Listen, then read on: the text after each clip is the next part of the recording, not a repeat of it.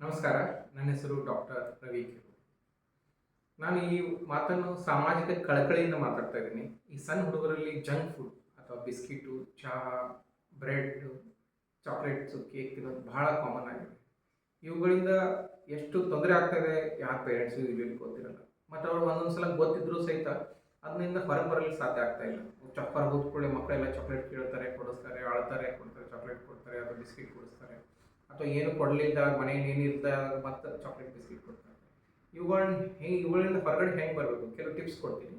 ಮನೇಲಿ ಯಾವುದೇ ಕಾರಣಕ್ಕೂ ಚಾಕ್ಲೇಟ್ಸು ಅಥವಾ ಯಾವುದೇ ಜಂಕ್ ಫುಡ್ಸ್ ಮನೇಲಿ ಇಡಬೇಡಿ. ಇದ್ರೆ ಏನಾಗ್ತಿದೆ ಮಕ್ಕಳು ಕೇಳೋ ಚಾನ್ಸಸ್ ಹೆಚ್ಚಿಗೆ ಆಗ್ತವೆ. ಆಮೇಲೆ ಕೆಲವು ಸ್ಕೂಲ್ಸ್ಗಳಲ್ಲಿ ಬರ್ತ್ಡೇ ಪಾರ್ಟೀಸು ಈಗ ಈಗ ಸಪೋಸ್ ಸ್ಕೂಲಲ್ಲಿ ಒಂದು 50 ಜನ ಹುಡುಗರಿದ್ರೆ ಡೈಲಿ ಮಂತ್ಲಿ ವಾರಕ್ಕೊಂದು ಯಾವುದಾದ್ರು ಬರ್ತ್ಡೇ ಇದ್ದೇ ಇರುತ್ತೆ. ಸೊ ಅವಾಗ ಚಾಕ್ಲೇಟು, ಕೇಕು ಆ ಥರ ಎಲ್ಲ ಕೊಡೋದು ಸಾಮಾನ್ಯ ಆಗಿಬಿಟ್ಟಿದೆ.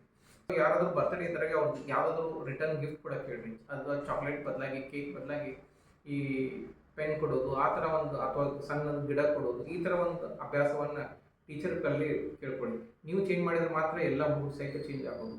ನಿಮ್ಮ ಮಗನ ಮಾತ್ರ ಚೇಂಜ್ ಮಾಡೋಕ್ಕೆ ಸಾಧ್ಯ ಇಲ್ಲ. ಇಡೀ ನೀವು ಸ್ಕೂಲ್ ಅಥವಾ ಕ್ಲಾಸ್ ರೂಮನ್ನೇ ಚೇಂಜ್ ಮಾಡಬೇಕು.